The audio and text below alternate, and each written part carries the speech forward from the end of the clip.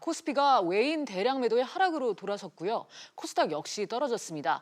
노근창 현대차증권 리서치센터장 연결합니다. 센터장님 안녕하세요. 예, 안녕하십니까? 네, 오늘 코스피, 코스닥 모두 상승으로 출발을 했다가 하락으로 돌아섰던데요. 예, 일단은 지금 오늘 아시아 증시를 보면 중국 경우도 그렇고 그다음에 홍콩, 항생이랑 H지수 모두 지금 상승하고 있고요. 반면에 이제 니케이는 이제 0.5% 정도 하락을 했습니다.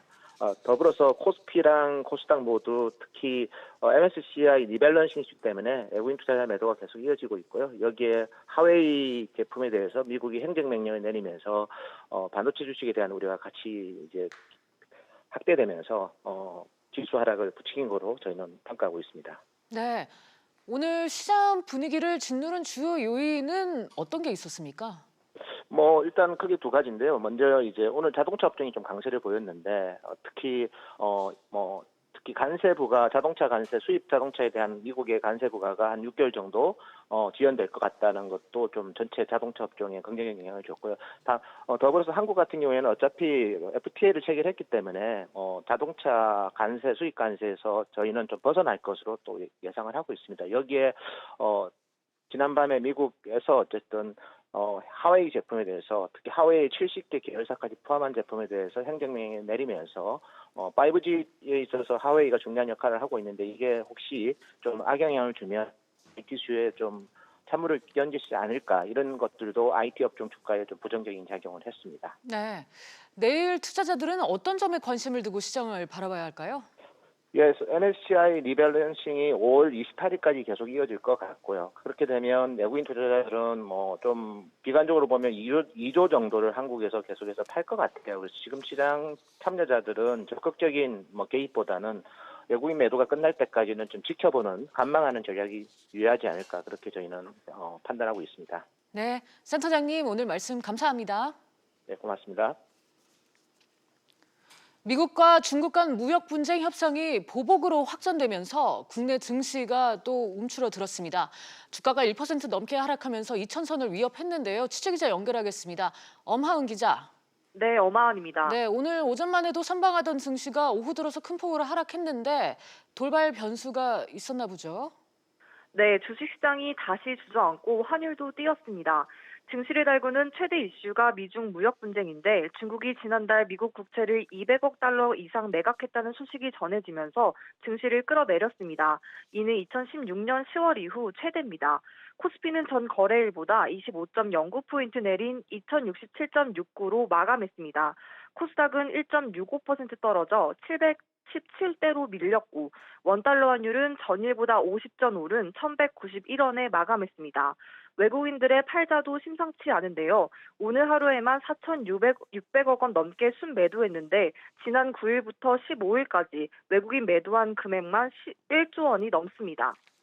네, 그런데 엄 기자, 모건 스탠리 캐피털 인터내셔널 신흥국 지수 편입 비중 변경도 악재로 작용했다고요? 네, MSCI 지수라는 게 있는데요. 외국인 투자자들이 투자의 참고서로 삼고 있는 지표입니다. 우리나라의 경우 삼성전자, 포스코 등 대형 우량 종목이 이 지수에 포함되어 있는데요. 상대적으로 중국이나 아르헨티나 등 신흥국 비중이 커지면 외국인 투자자들도 이에 맞춰 중국 등의 비중을 높이고 우리나라 비중을 줄입니다. 이런 상황에서 MSCI가 다음 달부터 신흥시장 지수에서 중국 A주의 비중을 늘리고 사우디아라비아, 아르헨티나 증시를 편입한다고 밝혔습니다. 우리나라 증시 비중이 줄 것으로 예상되면서 외국인 자금이 일부 이탈하고 있다는 겁니다. 지금까지 SBS CNBC 엄하은입니다. 미국이 한국을 25% 자동차 관세 부과 대상에서 제외할 것으로 전해졌습니다. 서지현 기자가 보도합니다. 수입 자동차와 부품에 25%의 관세를 물리겠다는 트럼프 행정부의 방침에서 한국이 면제될 것으로 알려졌습니다. 특히 블룸버그는 행정명령안을 입수했다며 한국과 캐나다, 멕시코가 징벌적 관세에서 면제될 것이라고 언급했습니다. 트럼프 대통령은 그동안 수입 자동차와 부품이 국가 안보를 해친다며 무역확장법 232조에 따라 25%의 관세를 부과하는 방안을 추진해왔습니다. 그리고 오는 18일 부과 여부를 결정할 예정입니다. 한편 미 언론은 이번 결정을 180일간 연기할 것이라는 전망도 내놨습니다. 미국이 이 같은 결정을 내린 배경으로는 협상 전략 때문이라는 분석이 나오고 있습니다. 이미 나프타와 한미 FTA 협상을 마친 우리나라와 캐나다, 멕시코에 대해서는 면제를 해주고 아직 협상이 남아있는 일본과 EU에 대해서는 25% 고율 관세를 무기로 활용할 것이라는 관측입니다. 또 미국 내 자동차 업계와 의회의 반발, 미 증시에 미치는 악영향 등을 고려했다는 분석도 나오고 있습니다. 자동차 부분 고관세 부과가 교역 대상국과의 관계에서 수입 감소로 이어질 텐데 미국 국내 자동차 산업에 미치는 부정적 영향이 적지 않을 것이라는 내부적인 판단도 어느 정도 작용했다라고 생각이 되고 정부 업계는 오는 18일 발표 때까지 긴장의 끈을 놓지 않을 것으로 보입니다. SBS CNBC 서주연입니다. 르노 삼성 자동차 노사가 11개월 만에 임금 및 단체 협약에 대해 합의점을 찾았습니다. 자세한 내용 취재기자 연결해 알아봅니다. 김성훈 기자. 르노 삼성 노사가 임단협에 합의했다고요? 네, 르노 삼성 노사는 지난 14일부터 시작된 28차 본교섭에서 40시간이 넘는 마라톤 협상을 벌였는데요. 오늘 새벽 6시 30분쯤 2018년 임단협에 잠정 합의했습니다. 노사는 기본급을 동결하는 조건으로 보상금 100만 원을 지급하고 중식대 보조금을 3만 5천 원 인상하기로 했습니다. 성과금과 생산 경영금 등을 포함한 성과 보상금도 1,076만 원의 합의를 이뤘습니다. 네, 쟁점 사안이었던 배치 전환이나 근무 강도에 대해서는 어떻게 타협했나요? 합의권을 요구했었는데요. 노사는 절차를 개선하고 단체 협약에 관련 문구를 넣는 선에서 타협점을 찾았습니다. 또 근무 강도를 완화하기 위해 직업훈련생 60명을 채용하기로 했습니다. 주간조 중식시간 15분 연장과 근골격계 질환 예방을 위한 10억 원 설비 투자 등 조치도 마련했습니다. 잠정 합의안은 오는 21일 노조 조합원 찬반 투표에서 과반 이상 찬성을 얻으면 최종 타결됩니다. 노사가 합의점을 찾으면서 생산 정상화에도 관심이 쏠리는데요. 네, 르노 삼성은 교섭 기간 동안 60여 차례의 노조 파업과 회사의 일시 공장 가동 중단 등으로 생산 차질을 빚었는데요. 회사는 우선 부산 공장의 연간 생산량 절반 이상을 차지해온 로그의 위탁 생산이 올해 만료되는 만큼 대응책이 필요한 상황입니다. 이를 위해 생산 안정화와 함께 내년 상반기 국내 출시 예정인 신차의 수출 활로를 찾는 데 주력할 것으로 예상됩니다. SBS CNBC 김성훈입니다. 한진그룹 경영권을 둘러싸고 새 남매 간 갈등이 불거지고 있습니다. 공교롭게도 한진과 두 모녀, 오늘 관세법 위반 혐의로 법원에 출석했는데요. 두 사람은 혐의를 인정했고 검찰은 징역형을 구형했습니다. 취재기자 연결합니다. 오정인 기자. 네, 오정인입니다. 네, 한진과 모녀가 또 나란히 법정에 섰네요. 네, 이명희 전 이루재단 이사장과 조현아 전 대한항공 부사장이 오늘 인천지방법원에 출석했습니다. 조 전 부사장은 오전에, 이 전 이사장은 오후 1시 55분께 도착했습니다. 해외 명품 밀수입한 혐의 인정하십니까? 법정에서 혐의 인정하실 계획입니까? 네, 두 사람은 어떤 혐의를 받고 있습니까? 네, 조 전 부사장은 해외 온라인 쇼핑몰에서 구입한 8,900여만 원의 물품을 대한항공 여객기로 200여 차례 밀수입한 혐의를 받고 있습니다. 이 전 이사장은 대한항공 해외지사를 통해 3,700여만 원 상당 물품을 밀수입한 혐의 등을 받고 있습니다. 오늘 재판에서 두 모녀는 이런 혐의를 모두 인정했습니다. 검찰은 조 전 부사장에게 징역 1년 4개월을, 이 전 이사장에게는 징역 1년과 벌금 2천만 원을 구형했습니다. 네, 최근 한진과 새 남매 간의 갈등설이 불거지는데 이와 관련해서는 취재진에게 어떤 입장을 내놨습니까? 기자들의 질문이 이어졌지만 입을 굳게 다물었습니다. 가족 간 불화 있다던데 사실인가요? 지분 상속에 대해 합의했습니까? 법원 판결은 다음 달 13일 이루어질 예정입니다. SBS CNBC 오정인입니다. 아기들에게 접종하는 결핵 백신을 수입하는 업체가 고가 제품을 판매하기 위해 무료 필수 백신의 수입을 임의로 중단했다가 당국의 철퇴를 맞게 됐습니다. 공정거래위원회는 오늘 백신 수입 업체인 한국백신에 대해 10억 원에 가까운 과징금을 부과하고 회사 대표는 검찰에 고발했습니다. 자세한 내용 취재기자 연결해 알아보겠습니다. 오수영 기자. 네, 오수영입니다. 네, 상황이 어떤 건가요? 한국백신은 결핵 예방을 위해 영유아에게 접종하는 BCG 백신을 수입해서 판매하는 기업인데요. 결핵 백신에는 주사형과 도장형이 있는데 한국백신은 도장형 백신만 수입하던 기업이었습니다. 지난 2015년부터 질병관리본부의 요청으로 주사형도 수입하기 시작했는데요. 주사형은 국가 필수 예방접종 백신이라서 소비자 입장에서는 무료고 도장형의 경우에는 7만 원 가량을 내야 합니다. 문제가 된 건 2016년 9월 도장형 백신에서 비소가 검출됐다는 보도가 나왔고 한국 백신의 주력 상품이었던 도장형 판매량이 급감하는 상황이 발생했기 때문입니다. 한국 백신은 이를 만회하기 위해 일본에서 수입하기로 했던 주사형 백신 2만 세트의 주문을 당국과 협의 없이 취소했습니다. 결국 주사형 백신 부족 사태가 벌어지게 됐는데 당국은 어쩔 수 없이 도장형 백신도 추가 예산을 투입해 무료로 접종 혜택을 주게 된 겁니다.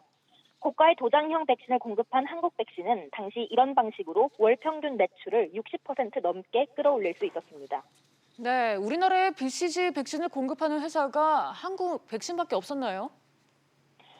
네, 아닙니다. 엑세스파마라는 곳에서 주사형을 공급하고 있었는데요. 당시 엑세스파마가 백신을 수입하던 덴마크 기업이 다른 회사로 매각되는 과정에서 백신 생산이 중단됐던 기간이 있었습니다. 공정거래위원회는 한국 백신에 대해 과징금 9억 9천만 원을 부과하고 최덕호 사장 등 임원 2명과 법인을 검찰에 고발했습니다. 지금까지 SBS CNBC 오수영입니다. 윤석헌 금융감독원장이 국내 금융사들에게 소비자들을 포용하는 노력을 하지 않는다며 쓴소리를 했습니다. 특히 어려운 약관을 만들어 놓고 나 몰라라 하고 있다고 비판에 눈길을 끌었는데요. 취재기자 연결하겠습니다. 류정은 기자. 네, 류정은입니다. 네, 윤석헌 금감원장이 금융사들에게 정확히 어떤 쓴소리를 한 겁니까? 윤석헌 원장은 2019년도 금융감독자문위원회 전체 회의에 참석해 국내 금융회사들이 취약차주와 금융소외계층을 품으려는 포용 노력이 부족하다고 지적했습니다. 윤 원장은 현재 우리나라 금융회사의 금융포용 수준은 해외 대형 금융회사와 비교해 매우 미흡하다며 국내 금융회사들은 점포망을 줄이면서도 고령층 배려가 부족하고 영세자영업자를 포함한 취약차주나 중소기업의 접근성도 떨어진다고 지적했습니다. 네, 금융사들이 내놓는 약관이 너무 어렵다는 지적도 했다고요? 네, 그렇습니다. 윤 원장은 일부 금융사의 약관이나 상품 설명서를 어렵게 작성하고 상품 판매 후 책임을 회피하는 행태를 비판했습니다. 구체적인 회사명을 언급하진 않았지만 즉시연금을 두고 소비자와 소송을 벌이고 있는 삼성생명 등 보험회사를 겨눈 발언으로 풀이됩니다. 윤 원장은 이어 금융사들의 지속성장을 위해서는 금융소비자를 중시하는 금융포용 중심으로 나가야 한다며 금융소비자 특성에 맞는 다양한 금융상품과 서비스를 개발하고 고객과의 관계를 중요시하는 관계형 금융사 확대 등이 필요하다고 언급했습니다. 지금까지 SBS CNBC 류정원입니다. 셀트리온이 오는 2030년까지 40조 원을 투자해 글로벌 제약업계 선두로 도약하겠다는 목표를 발표했습니다. 이 가운데 25조 원은 인천 송도에 바이오 의약품 단지를 조성하는 데 투입되고 일자리도 직간접적으로 11만 개를 새로 만들겠다고 밝혔습니다. 이한나 기자가 보도합니다. 서정진 셀트리온 회장이 대규모 투자를 통해 글로벌 의약품 시장 선두그룹에 진출하겠다는 포부를 밝혔습니다. 바이오 헬스 분야에서 또 하나의 도전장을 내는 겁니다.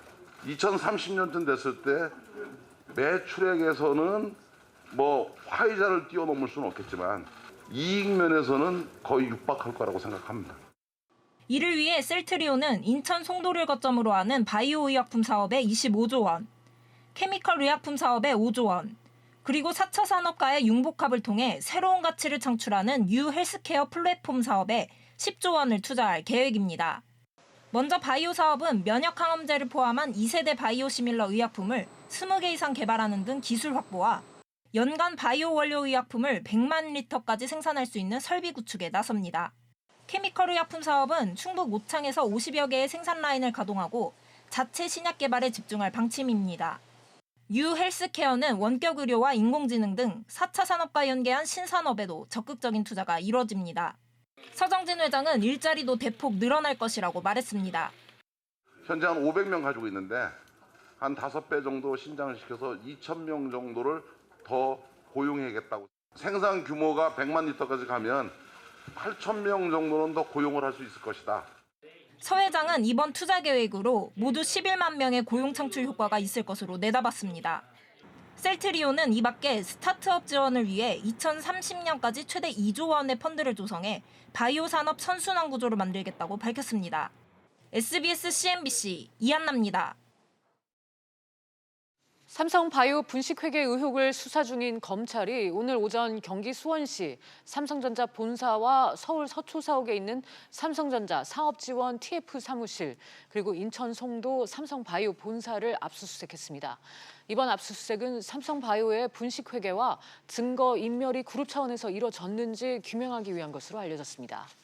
이날 압수수색 대상에는 삼성전자 사업지원 TF 팀장인 정현호 사장과 삼성바이오 김태한 대표의 사무실이 포함된 것으로 전해졌습니다. 문재인 대통령이 올해 국가재정전략회의를 주재했습니다. 추경안 처리에 대한 국회 협조를 당부하고 재정에 적극적인 역할을 강조했습니다. 그런데 공교롭게도 같은 날 국책연구기관인 KDI는 재정 확대의 한계를 지적해 묘하게 다른 목소리를 냈습니다. 취재기자 연결합니다. 손석우 기자. 네, 손석우입니다. 네, 현 정부 들어서 세 번째 열린 재정전략회의였는데 문재인 대통령은 어떤 점을 강조했습니까? 네, 문재인 대통령은 오늘 오후 세종 정부종합청사에서 국가재정전략회의를 주재했습니다. 문 대통령은 모두 발언 내내 재정의 적극적인 역할을 최우선 과제로 강조했습니다. 문 대통령은 올해가 혁신적 포용국가 비전을 체감하는 원년이 되길 바란다며 저성장과 양극화, 일자리, 저출산과 고령화 등 우리 사회의 구조적인 문제 해결을 위해서는 재정의 과감한 역할이 어느 때보다 요구되는 시점이라고 말했습니다. 최근 경제 상황에 대해서도 긍정적으로 평가했는데요. 문 대통령은 저임금 근로자 비중이 역대 최저로 낮아지고 1인당 국민소득 3만 불을 달성하는 등 소득과 삶의 질은 분명히 개선됐다고 평가했습니다. 네, 추경안 처리에 대한 국회 협조도 당부를 했죠. 네, 문 대통령은 재정을 통해 단기 경기에 대응해야 할 필요성을 강조하면서 하루빨리 국회가 정상화돼 정부의 추경안을 신속히 논의해달라고 말했습니다. 문 대통령은 이어 추경은 타이밍과 속도가 매우 중요하다며 추경안 처리가 지연될수록 효과가 반감되고 선제적 경기 대응에도 차질을 빚게 될 것이라고 국회를 향해 빠른 추경안 처리를 당부했습니다. 네, 문 대통령이 재정의 적극적 역할을 강조했지만 같은 날 국책연구기관인 KDI에서는 재정 확대의 한계를 지적했어요. 논란이 되겠는데요. 네, 한국개발연구원 KDI는 오늘 글로벌 금융위기 이후 우리 경제의 성장률 둔화와 장기 전망이라는 제목의 보고서를 발표했는데요. 이 보고서를 작성한 권규모 연구위원은 우리나라의 생산성이 2010년 수준으로 지속될 경우 2020년대 경제 성장률이 1%대의 저성장 상태에 머무를 것으로 예측했습니다. 이 권 의원은 특히 최근의 성장 둔화세가 구조적인 요인이라는 점을 지적하면서 단기 경기 부양을 목표로 확장 재정 정책을 반복해서 시행할 경우엔 중장기적으로 재정의 부담으로 귀결될 가능성이 높아진다고 경고했습니다. 문 대통령이 국가재정전략회의에서 재정의 적극적인 역할을 강조했는데 같은 날 공교롭게도 이 국책연구기관에서 정부 재정 확대의 한계와 함께 성장률과 생산성이 신통치 않다고 날카롭게 지적함으로써 묘한 파장을 낳고 있습니다. 지금까지 SBS CNBC 손석우입니다.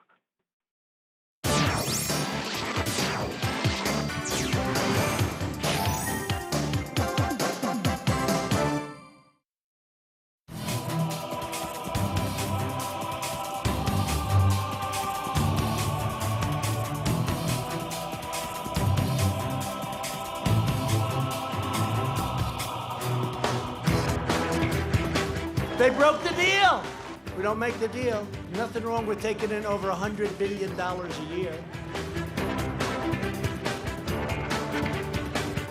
中方从来不会屈服于外部的压力，我们有决心、有能力维护自身的合法正当权益。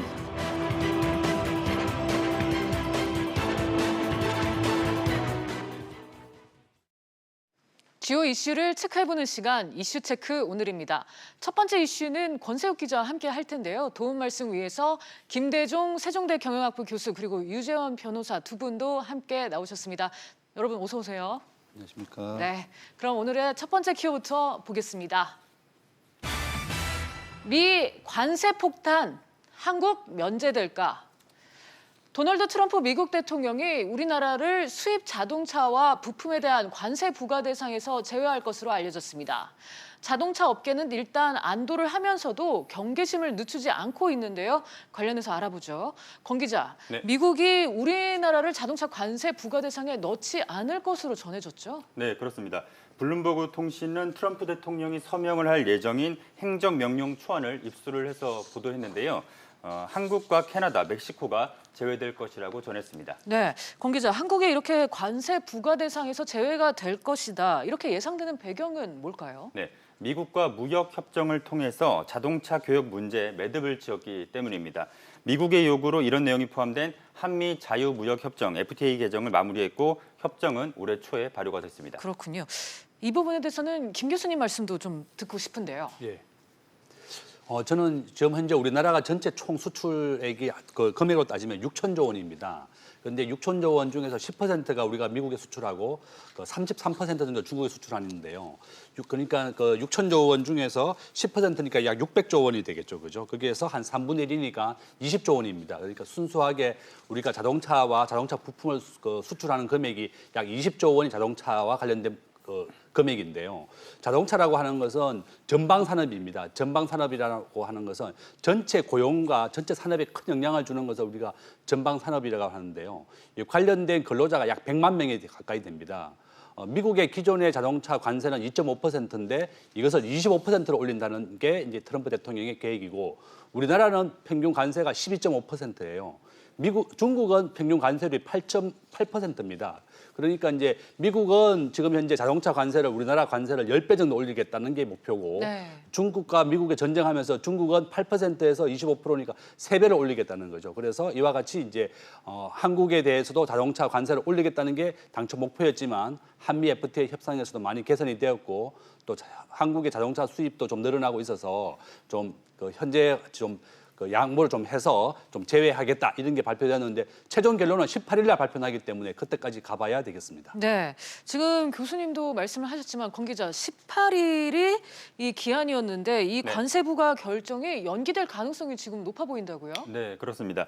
트럼프 대통령은 수입 자동차와 부품의 관세 부과 결정을 6개월, 그러니까 오는 11월 14일까지 연기를 할 것으로 알려졌습니다.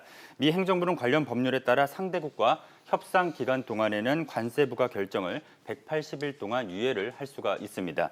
현재 관세 부과의 주요 당사국인 유럽연합 그리고 일본과 무역 협상을 진행을 하고 있는 만큼 협상 카드로 쓸 것이라는 관측이 나옵니다. 그렇군요. 뭐 끝날 때까지 끝난 거는 아니라고는 하지만 우리나라로서는 긍정적인 소식이라고 할 수 있겠어요. 네, 그렇습니다.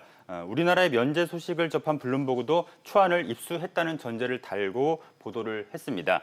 그동안 트럼프 대통령이 보여준 의사결정 과정을 지켜보면 서명이 이루어지기 전까지는 함부로 예측을 할 수가 없습니다. 네, 우리 정부 반응은 지금 어떻습니까? 예, 정부도 신중한 상황입니다.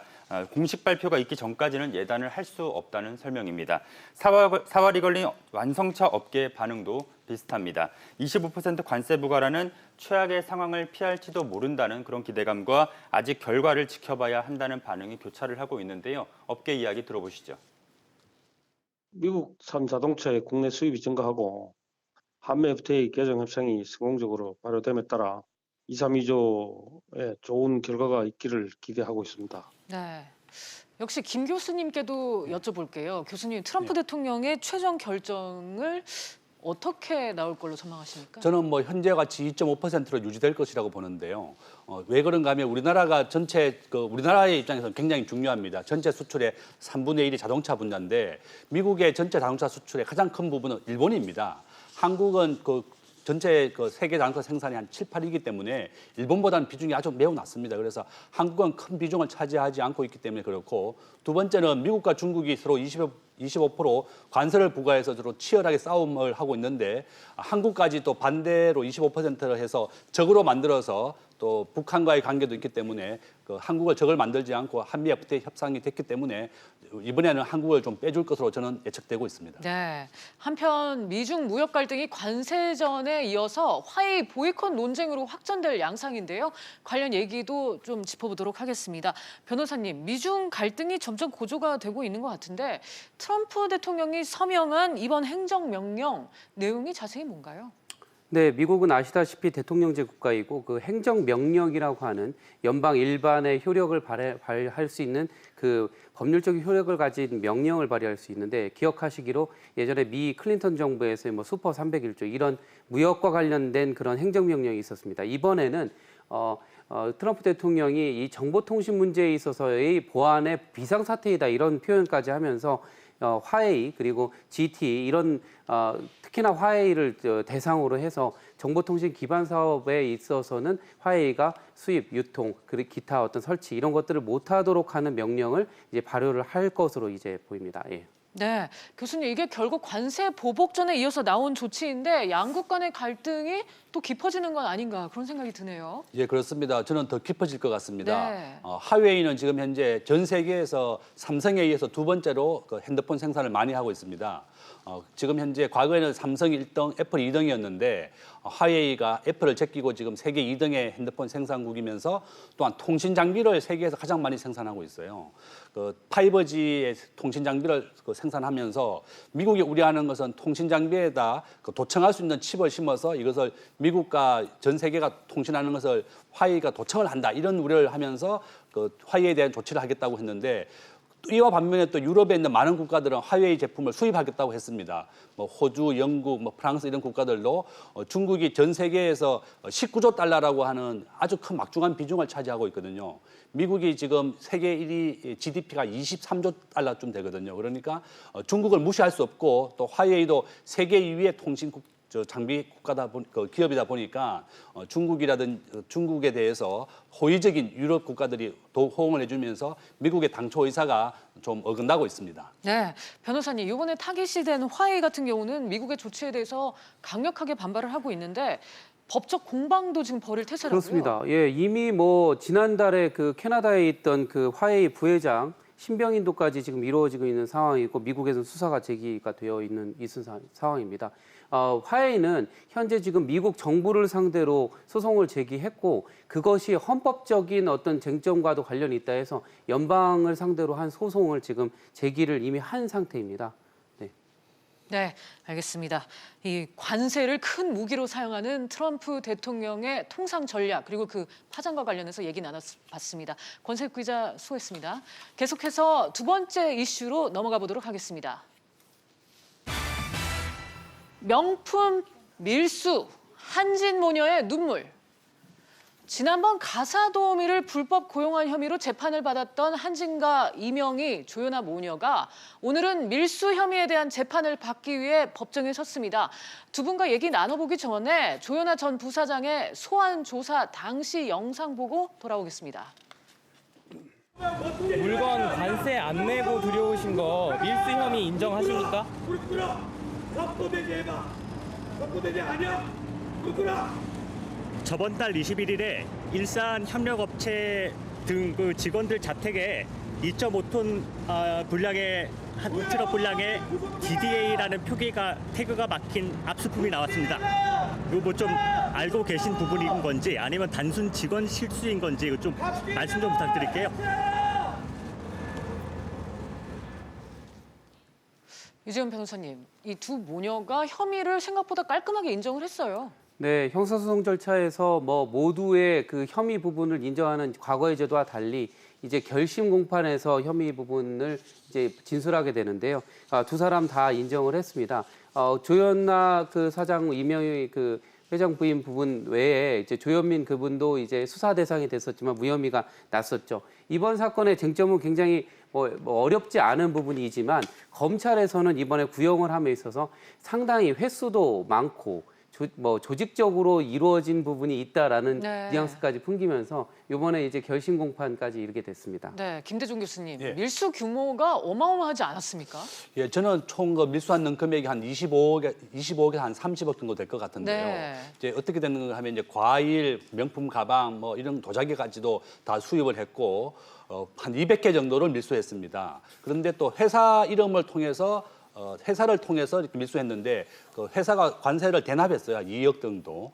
우리나라가 평균 관세가 12.5%입니다. 네. 그러니까 추정해 보면 약 한 25억 정도를 회사가 그렇군요. 밀수를 해서 이제 관세를 내줬는 거고 또 이 금액이 정말 금액도 한 30억 가까이 되지만 회사를 이용해서 또 밀수도 하게 되고 저도 해외에 나갔다 오면 뭐 시계나 가방 같은 거 하나 사오면 또 세금을 우리가 국가에서 부여하기 때문에 굉장히 망설이고 또 안 사게 됩니다. 그런데 이렇게 회사를 이용하고 또 대한항공에서 이용할 거라고 해서 회사 물품이라고 해서 몰래 돌려온 것이 한 200회나 된다고 하니까 정말 화도 나고 정말 너무 법과 도덕을 어긋나는 네. 정말 그 잘못한 기업이었다. 그래서 본인들도 굉장히 반성을 하고 다시는 일이 없다고 얘기는 했는데 우리 일반 국민으로서는 굉장히 괘씸하고 아주 분노가 그렇죠. 맞습니다.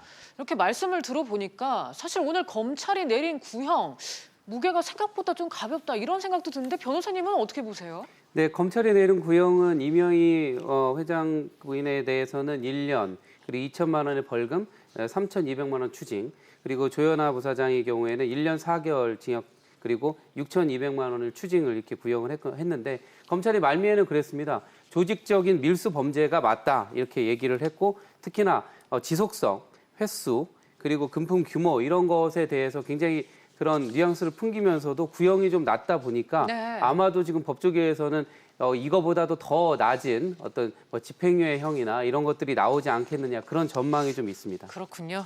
이 법원이 또 어떤 결정을 내릴지는 좀 기다리고 지켜봐야 되겠습니다. 그럼 오늘 마지막 이슈로 넘어가겠습니다. 하나금융, 론스타의 압승.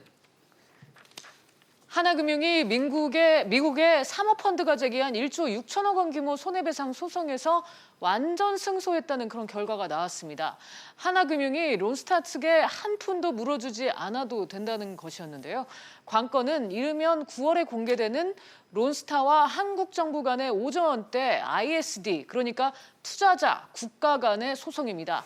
하나금융이 완승했으니 대한민국 정부도 유리하다고 볼 수 있는 건지 그 영향을 분석해 보도록 하겠습니다. 이 이슈는 박기준 기자와 함께 얘기 나눠보도록 하죠. 박 기자, 우선 어제 하나금융 판정 소식부터 간단히 정리를 해주시죠. 네, 앞서 말씀해 주신 것처럼 이 하나금융은 어제 오전 11시쯤에요. 이 론스타와의 소송에서 전부 승소했다라고 하는 짧은 문자 메시지를 기자들한테 문자 메시지를 뿌렸습니다. 이 소송은 2016년도 8월에 이 론스타가 하나금융을 상대로 건 소송인데요. 2년 9개월 만에 드디어 최종 판정 결과가 나온 셈입니다. 이후부터 어제 하루 종일 관련 기사가 쏟아진 걸 보셨을 텐데요. 이 판정을 내린 곳은 ICC, 국제상공회의소라고 하는 곳인데 이 ICC 판정부는 론스타의 주장, 그러니까 하나금융의 압박 등으로 인해서 외환은행을 더 비싸게 못 팔았다는 것을 이 판정부는 일체 인정하지 않았습니다. 어제 하나금융이 오후에는 판정문 요약본을 또 기자들한테 공개를 했는데요. 이 관련 내용을 보면 론스타가 외환은행을 매각하는 과정에서 이 하나금융이 가격을 깎아라 이렇게 협박하지도 않았고 기망, 속이지도 않았다 이렇게 나와 있거든요. 오히려 론스타가 스스로 매각가를 낮추지 않으면 한국 정부가 승인하지 않을 거라고 스스로 믿었다 이렇게 판정문에는 나와 있습니다. 네. 그러니까 이 판정부가 론스타의 핵심 주장이라고 할 수 있는 하나금융의 협박이라든지 속임 이것을 인정하지 않아서 결과적으로 하나금융의 완전 승소로 종결됐다 이렇게 보시면 됩니다. 네, 그런데 이게 중요한 게 올 9, 10월경에 나올 론스타가 대한민국 정부를 상대로 제기한 ISD 소송이잖아요. 소송 금액만 5조 원대인데 이 소송의 핵심 쟁점도 짚어주시죠. 네, 맞습니다. 이 핵심 쟁점은 크게 세 가지로 좀 볼 수가 있는데요. 이 정부가 부당하게 이 론스타의 외환은행 매각 가격을 낮췄는지, 그리고 그 과정에서 정부가 고의적으로 매각 승인을 지연시켰는지, 또 세금 부과가 정당했느냐 이렇게 세 가지로 큰 줄기가 있습니다.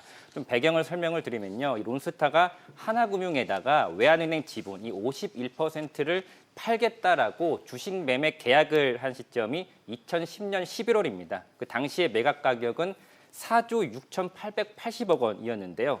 하지만 당국의 승인이 난 시점은 이로부터 1년 2개월이 지났고요. 그러니까 2012년 1월에 승인이 났고 이 시점의 매각 가격은 7천억 원 이상이 깎인 3조 9,157억 원이었습니다. 거기에다가 우리나라 정부는 이 론스타가 거둬들인 이익에 대해서 세금도 내라 이렇게 했는데 이 점을 론스타는 부당하다 이렇게 또 소송을 건 겁니다.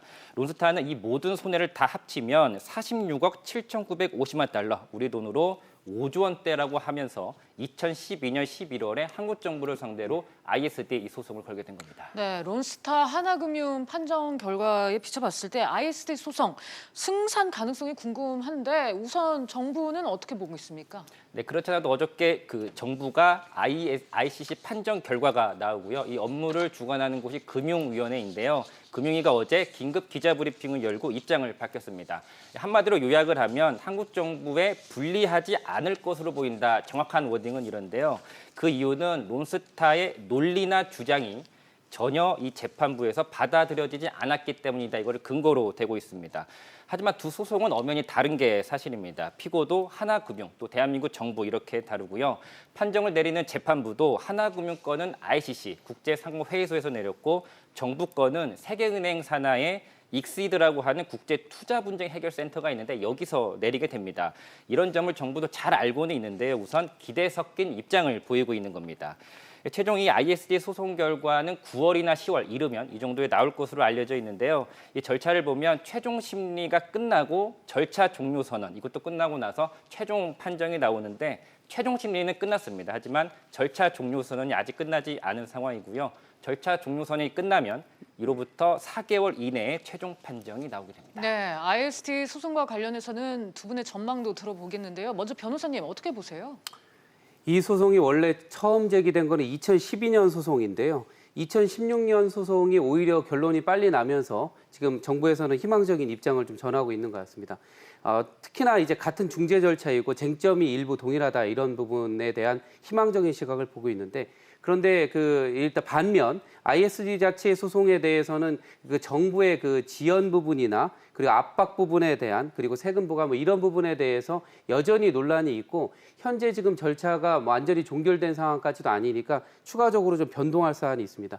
원래 DJ 정부나 노무현 정부 시작 때 론스타가 이것을 매입을 할 때부터도 논란이 좀 많았거든요. 그때 동시에도 정부에서 좀 많이 뒷배를 밀어준 부분이 있는데 이명박 정부 이후에서는 이거를 갖다가 이제 하나은행 쪽으로 이제 매각을 하는 그런 부분에 있어서 상당한 그 알력이 있었고 나름대로의 그 협상까지도 있었는데 그런 것에 있어서 이 익시드에서 판단이 어떻게 나올지는 꼭 지켜봐야 될 것 같습니다. 네, 교수님도 짧게 한 말씀 부탁드립니다. 예, 이게 론스타가 원래 매입 가격이 2조입니다. 그런데 론스타는 2조 원 정도를 분기에 배당을 하고 또 일부 지분을 팔아서 다 회수를 했어요. 그 이후에 하나은행에 한 4조 원 정도 팔았는데 저는 이번에 이제 하나은행에 성소를 했고 정부에 대해서는 5조 원을 달라고 하는데 저는 정부가 일부 한 1, 2조 원 정도는 물어줘야 될 것 같습니다. 그 이유는 그 당시에 이제 매끄럽지 못한 매각 과정도 좀 있었고 이미 이제 론스타는 굉장히 나쁜 기업이죠. 우리나라 정부 입장에서 보면. 네. 그렇지만 또 한국 정부 입장에서 보면 2003년도에 IMF의 요구 사항이 이런 부실 은행을 팔아라는 조건이었습니다. 또 부실한 외환은행을 좀 인수해 준 면도 있기 때문에 또 꼭 나쁘다고만은 말할 수 없는 과정이 있는데요. 저는 이번 정부가 저야 이제 우리 한국 국민으로서 정부가 완전히 이겨서 하나도 안 주면 좋겠지만 일부 한 1, 2조 원 정도는 물어줄 각오를 하고 정부가 생각은 대비는 해야 되겠다. 저는 그렇게 보고 있습니다. 네, 오늘 말씀 여기까지 듣겠습니다. 감사합니다.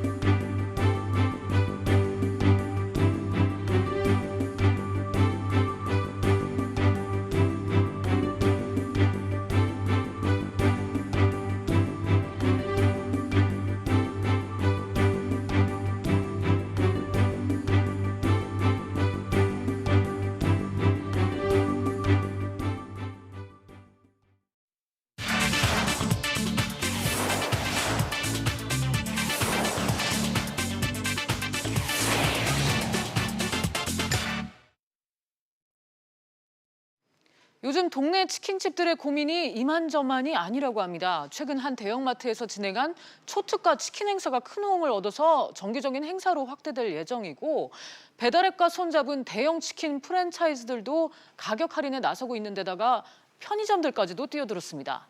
오늘 이슈엔 라이프 코너에서는 동네 치킨집 상황 짚어보겠습니다. 박연신 기자 나와 있습니다. 박 기자, 요즘 치킨 가격이 이제 10,000원대 후반에서 20,000원대까지 되니까 이제 꽤 부담이 되죠. 그래서 한 대형마트에서 초저가 행사를 열었는데 그게 완판이 됐다면서요? 네, 그렇습니다. 바로 롯데마트의 통큰 치킨인데요. 지난 3월과 이달 1일부터 8일까지 두 차례에 걸쳐 이벤트성으로 판매가 됐습니다. 가격은 일반 치킨값의 4분의 1 수준인 최저 5,000원에 판매가 됐는데 이번 달에만 준비된 17만 마리가 완판이 됐습니다. 이 통큰 치킨은 9년 전에 처음으로 출시됐다가 골목 상권 침해라는 비난이 쏟아지자 판매가 중단됐었는데 올해는 분위기가 완전히 달라졌습니다. 치킨값이 그동안 너무 많이 올랐고 배달료도 따로 받는 것에 대한 불만이 역으로 작용한 것으로 보이는데요. 들어보시죠. 원가에 비해서 너무 많이 오른 게 아닐까. 어느 정도 인상폭을 좀 줄여야 되지 않나라고 생각합니다. 배달료를 따로 받는 게 조금 부담이 되죠. 네. 가격이 싸니까 당연히 소비자들 입장에서는 좋죠. 치킨업계에서는 뭐라고 합니까? 네, 현장에서 만난 치킨집 주인들은 안 그래도 먹고 살기 어려운데 네. 이 대형마트까지 초저가로 공세에 나서면 장사를 접어야 할 수밖에 없다는 반응인데요. 일반 동네 치킨집은 물론이고 상황이 그나마 낫다는 BBQ와 교촌, BHC 등 이른바 빅3 치킨 가맹점주들도 어려움을 털어놨습니다. 들어보시죠. 굉장히 많이 떨어지죠. 그리고 사람들이 손쉽게 딴 데 가서 접할 수가 있잖아요. 치킨이라는 것 자체를. 그러니까 우리가 여기서 안 사도 치킨이 접할 수 있으니까 한 20-30만 원의 차이는 난다고 볼 수 있죠.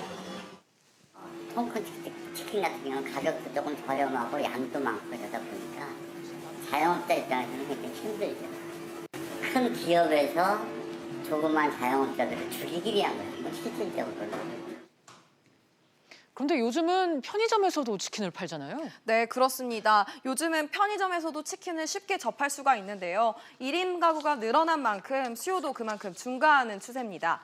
일반 치킨집에서는 판매하는 치킨과는 다른 점은 한 조각씩 원하는 만큼 골라서 구입할 수 있다는 겁니다. 따라서 가격보다는 소비자의 선택권을 파고드는 전략이라고 볼 수 있습니다. 또 최근에는 스마트폰을 통해 주문할 수 있는 이 배달 앱들까지 할인 경쟁을 펼치고 있어서 말 그대로 치킨 가격, 치킨 게임이 본격적으로 시작됐다는 분석이 나오고 있습니다. 네, 이래저래 동네 치킨집들이 어려워질 수밖에 없는 상황인데 이 상권을 보호할 방법은 없습니까? 네, 결론부터 말씀드리자면 같은 영업 지역 내 이 다른 유통 채널, 즉 대형마트나 편의점에서 동일 업종 제품이 판매돼도 법적으로 규제할 수 있는 방법은 없습니다. 공정거래위원회 말 들어보시죠. 업체가 자기가 자기 매장에서 네. 그냥 일반 소비자를 상대로 이렇게 판매하는 것에 대해서는 이 가맹법상 위반이 아니고 규제를 할 수 있는 건 아닙니다. 브랜드 간에 있어서는 경쟁이 촉진돼야 되거든요. 어느 영업지역 내에서는 이거를 들어오지 말자, 하지 말자라고 하는 것 자체는 다 말이 되는 거예요. 카르텔이 되는 거예요. 네, 결국 상생의 묘수를 찾아야 한다는 겁니다. 지난해 통계에 따르면 치킨 프랜차이즈 가맹점 수는 24,000개, 일반 동네 치킨집까지 합하면 전체 치킨집 수는 3만 개가 훌쩍 넘을 것으로 추산이 되는데 이 소비자 권익도 좋지만 이들의 생존권 보호도 함께 고민해야 하는 상황입니다. 이 동시에 치킨업계는 대형마트의 초저가 치킨에 환호하는 소비자들의 목소리에 귀를 기울여야 할 것으로 보입니다. 네, 지금까지 박연신 기자와 얘기 나눴습니다. 잘 들었습니다. 계속해서 경제 집중 토크 오후 토론으로 이어가겠습니다. 버스 기사님들 노동 처우를 높이기 위해서라는 합리적인 이유가 있다면 올려도 저는 큰 상관 없을 것 같아요. 쉽게 탈 수 있고 쉽게 갈 수 있는 그런 걸 개선해야 되는데 그런 것도 안 하면서 무조건 버스 그 요금만 올리면 안 되죠. 버스 노사의 막판 합의로 우려됐던 대규모 버스 운행 중단 사태는 없었습니다. 하지만 이제 한 곱이 넘긴 건데요. 정부가 해법으로 꺼내든 버스 요금 인상 그리고 준공영제 확대는 논란이 끊이지 않고 있고요. 주 52시간 근무제 안착에 어려움을 겪고 있는 버스업계의 파업 불씨는 여전히 남아 있습니다. 사회적 합의와 공감대, 이를 통한 근본적인 해결책이 필요한 상황인데 이 문제를 어떻게 봐야 할지 얘기 나눠보도록 하겠습니다. 노동일 경희대 법학 전문대학원 교수 그리고 신세대 숙명여대 경제학부 교수 두 분 모셨습니다. 어서 오세요. 네, 안녕하세요. 네, 먼저 신 교수님, 사실 이번 버스 사태 정부가 주 52시간 근무제를 도입했을 때 이미 예견된 일이었잖아요. 당연하죠. 네. 52시간으로 줄이면 많은 근로자들이 근무 시간이 줄고 그렇게 되면 소득이 줄고 실질적으로 임금이 깎이는 부분인데 우리 근로기준법에도 이렇게 근로소득이 깎이는 부분에 대해서는 당사자의 동의가 반드시 있어야 함에도 불구하고 이런 조치를 강행한 데 대한 강한 반발이 비단 버스뿐만이 아니라 앞으로 추후 확대되면 전국적으로 이 반발이 일어날 것이라고 보는 거죠. 네, 그러니까 결국 이 대규모 버스 운행 중단 사태가 우려가 되니까 부랴부랴 버스 요금 올리고 또 정부 예산까지 투입하기로 한 건데 다른 해결책은 없었던 걸까요? 이게 지금 준공영제 이야기가 나오는데 사실은 준공영제 문제하고 52시간 문제는 별개의 문제거든요. 별개의 문제인데 워낙 이제 그 버스 그 기사분들의 반발이 심하니까 네. 정부가 그냥 부랴부랴 내놨는데 저는 공영제 문제는 기본적으로 좀 부적절하다고 보고 차라리 버스 요금을 많이 올려서 그 문제를 흡수했으면 훨씬 더 경제적으로 효율적이었다고 보는데 네. 어정쩡하게 이 버스 요금도 올리고 그래서 많은 소비자들의 불만을 초래하고 동시에 또 많은 문제가 있는 공영제를 준공영제를 도입한다고 하니까 문제가 좀 더 꼬이는 거 아닌가. 앞으로 정말 이거 어떻게 풀어나갈지 좀 걱정이 많이 됩니다. 네, 노 교수님은 어떻게 보시는지 궁금한데요. 현실적인 대안이었나요? 뭐 다른 방법이 없었지 않겠습니까? 네. 기본적으로 지금 말씀하신 대로 누구나 예상할 수 있는 문제였죠. 52시간 그 지역이나 업종이나 뭐 구분 없이 모든 걸 강행할 때는 당연히 이런 문제가 있을 것이라고 예상했는데도 불구하고 가만히 있다가 파업을 한다고 하니까 이제 부랴부랴 이렇게 나오니까 네. 그동안 논의해서 합리적인 해결책을 찾을 수 있는 기회가 충분히 있었는데 시간도 있었고 그런데 버스 파업한다고 이제 전국적 파업 대란이라고 얘기하고 이제 뭐 버스 대란 얘기하니까 부랴부랴 내놓는 해결책은 네. 요금 인상을 대폭하거나 아니면 지금 또 뭐 세금을 투입해서 준공영제를 하거나 방법이 없었는데 요금을 타고 뭐 대폭 올릴 수 없는 노릇이잖아요. 그렇게 되면 또 불리하니까 좀 뭐 불만이 많을 테니까. 네. 그러니까 결국은 요금 인상이든 세금 투입이든 결국 다 국민 부담입니다. 뭐 세금도 국민이 내는 것이니까. 이런 방법밖에 없었는지 아쉬운 부분이 있는 거죠. 네. 그런데 이게 또 버스뿐만 아니라 다른 업종에서도 좀 재현될 수 있는 그런 상황인가요? 지난번에 무슨 카풀 문제 때문에 택시 관련해서 정치권하고 뭐 노사정이 합의한다고 할 때 거기서도 완전 월급제 한다고 그랬지 않습니까? 방법이 별로 없거든요. 네. 근데 만약 거기서도 그때 그랬잖아요. 결국 그 재정 투입을 할 수밖에 없다 이런 얘기인데 지금 이제 좀 잠잠하긴 합니다만 버스 문제가 이어서 택시 문제가 또 이제 뭐 대규모 또 파업한다고 하고 좀 더 한다면 정부가 나서 한다면 또 결국 세금이나 이런 쪽으로 재정 투입할 수밖에 없는 그렇게 또 몰릴 수밖에 없겠죠. 그러니까 사전에 좀 시간이 있을 때 충분하게 좀 시간을 가지고 함정의 해결책이 뭔지를 좀 미리미리 좀 얘기를 해달라는 얘기죠. 함께. 네. 근데 이게 이제 세금을 국가 재정이 여기서 국가라는 건 중앙 정부일 수도 있고 지방 정부일 수도 있는데 어쨌든 간에 재정을 투입한다는 것은 굉장히 근본적인 문제를 발생시켜요. 네. 뭐냐면 왜 버스를 타지도 않는 사람이 버스를 뭐 차가 있거나 아니면 걸어 다니거나 버스를 타지도 않는 사람이 네. 왜 부담을 쓰냐는 것이죠. 따라서 국가 재정을 넣기보다는 차라리 버스 수혜자인 버스를 타는 분의 비용을 올리는 것이 훨씬 더 효과적이었다는 네. 부분에서 이번에 이 그 요금을 올리는 것은 근본적으로 이 원칙에 위배되는 그런 조치였다고 보는 겁니다. 네. 노 교수님은 이에 대해서 어떻게 생각하세요? 그러니까 요금을 올리는 건 분명히 맞죠. 네. 요금을 올리는 건 아까 말씀드린 대로 네. 요금을 올려서 해결해야 네. 되는데 사실은 근본적으로 사실 그 요금을 올려서 해결하는 것도 버스를 타는 사람의 문제, 그 수혜자가 부담하는 건 맞는데 네. 사실은 수혜자가 지금 시점에서 왜 부담해야 되느냐 얘기입니다. 정부가 52시간을 강행했기 때문에 그런 것을 부담되는 것인데 네. 사실 수혜자 입장에서 좀 억울하죠.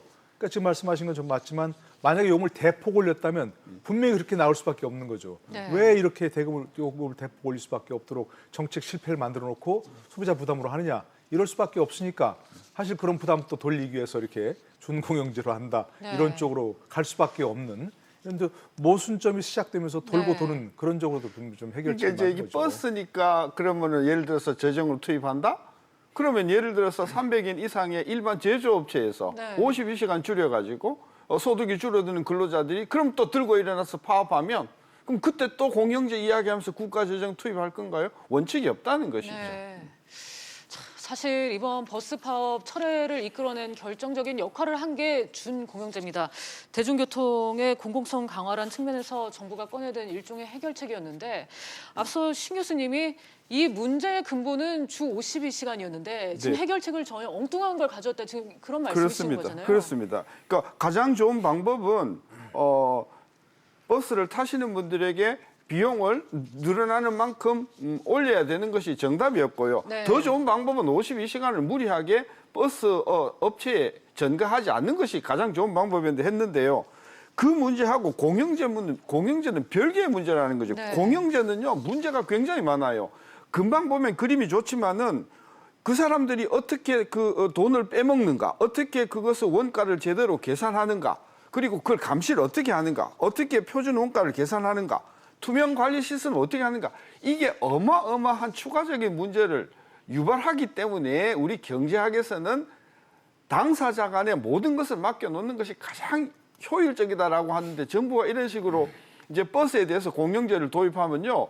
거의 모든 부분에 대해서 다 공영제를 도입해야 된다는 이런 논리적인 모순에 빠지게 되는 거예요. 그래서 이번에 공영제 도입은 저는 굉장히 잘못된 선택이었고 다음 정부가 되면 이 공영제 다시 돌려야 되는 그런 어떤 혼란을 초래할 가능성이 있다고 보는 겁니다. 네, 그래도 노 교수님 네. 준공영제의 장점들이 있지 않습니까? 아니 준공영제를 사실 이번에 도입한다는 게 아니고 네. 이미 도입이 돼 있죠. 있었죠. 서울시도 그렇고 뭐 네. 이미 광역시를 중심으로 해서 이미 준공영제가 도입이 돼 있습니다. 왜냐하면 버스 노선이 이제 뭐 적자가 나면 메꿔주는 역할을 지금 하고 있지 않습니까? 네. 서울시만 해도 뭐 몇천억씩 좀 도입이 되고 있는데 사실 이번에 이제 그걸 확대한다고 하면서 문제를 근본적으로 검토를 했어야 되는 거예요. 지금 말씀하신 대로 저는 이번 일반적으로 대중교통에 대해서 준공영제를 좀 확대하는 걸 저는 찬성합니다. 왜냐하면 대중교통이라는 것이 조금 다르니까 성격이. 그러나 지금처럼 이런 시스템을 그대로 놔둔 채로 돈을 더 투입하는 것만으로 확대한다는 건 절대 반대입니다. 왜냐하면 지금 얘기하신 대로 사실 지금 서울시나 서울시만 예를 들자면 굉장히 문제가 많다는 거예요. 적자가 난다고 하는데 버스 회사가 얘기하는 대로 적자가 난다는 거예요. 그냥 그렇죠. 그걸 그대로 바꿔준다는 거예요. 이건 말이 안 되는 거죠. 그렇죠. 지난번 유치원 3법에서 봤지 않습니까? 그렇죠. 정부 재정을 투입하니까 철저하게 감사를 받고 그걸 뭐 어떤 시스템을 바꿔라 이렇게 얘기하지 않습니까? 그러니까 돈을 투입해서 준공영제를 확대하기 전에 그걸 먼저 요구해야 되는 거죠. 버스 회사에서 적자를 보전받고 싶으면 적자가 과연 맞는 건지 얼마가 적자가 나는 것인지 그런 적자가 나는 시스템을 그대로 둘 것인지 지금 서울만 해도 버스 노선이 굉장히 중복되잖아요. 네. 그걸 그대로 놔둔 채로 재정만 투입하면 그건 안 되는 거죠. 네. 그러니까 이걸 근본적으로 따졌어야 되는데 허겁지겁 하다 보니까 따지지 않고 그냥 우선 우는 아이 젖주는 식으로 그냥 하고 말았단 말입니다. 그렇죠. 이건 안 되는 거죠. 네, 사실 오늘은 시간 관계상 두 분 말씀을 여기까지만 들어야 하는데 이게 논란이 된 이유도 이게 문제가 될 거라는 것을 알고도 정말 오랫동안 방치했던 그런 문제를 너무 급하게 매듭을 지으려다 하다 보니까 일어난 게 아닌가 그런 생각이 들었습니다. 앞으로 좀 더 계속해서 논의를 이어가야 되지 않을까 그런 생각이 듭니다. 두 분 말씀을 여기까지 듣겠습니다. 감사합니다. 네, 고맙습니다. 수고하셨습니다.